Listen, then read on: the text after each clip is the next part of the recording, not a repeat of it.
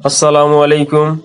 বেক্সিমকোর পরে এসালাম গ্রুপের ৬টি কারখানা বন্ধ ঘোষণা করা হয়েছে। এসালাম গ্রুপের মালিক সাইফুল আলম সাবেক প্রধানমন্ত্রী শেখ হাসিনার ঘনিষ্ঠ হিসেবে পরিচিত। ২০১৭ সালে গ্রুপটি ইসলামী ব্যাংক দখল করে নেয়।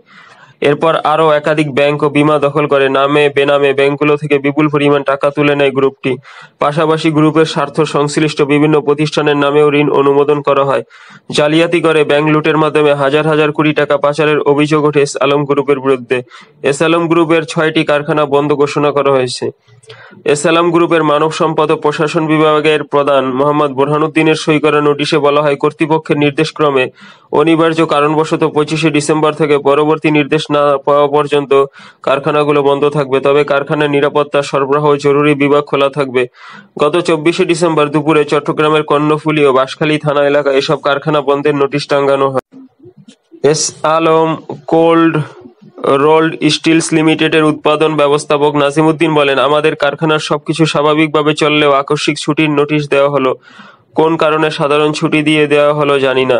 বন্ধ ঘোষণাকৃত ৬টি কারখানা হলো S Alam refined sugar industries, S Alam power plant limited, S Alam cold rolled steels limited, S Alam power generation limited ও infinity CR strips industries limited. ৬টির কথা বললেও নাম পাওয়া গেছে ৫টি।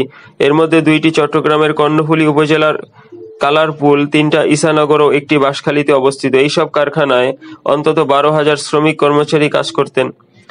এর আগে ব্রিটিশ গণমাধ্যমে ফাইন্যান্সিয়াল টাইমসকে দেয়া এক সাক্ষাৎকারে বাংলাদেশ ব্যাংকের গভর্নর আহসান এইচ মনসুর বলেছিলেন যে ডিজিএফআই-এর সহায়তায় কয়েকটি ব্যাংক দখল করার পরে ব্যবসায়ী গোষ্ঠী এসালাম গ্রুপের প্রতিষ্ঠাতা ও চেয়ারম্যান মোহাম্মদ সাইফুল আলম ও তাঁর সহযোগীরা অন্তত ১০ বিলিয়ন বা ১,০০০ কোটি ডলার ব্যাংক ব্যবস্থা থেকে বের করে নিয়েছেন।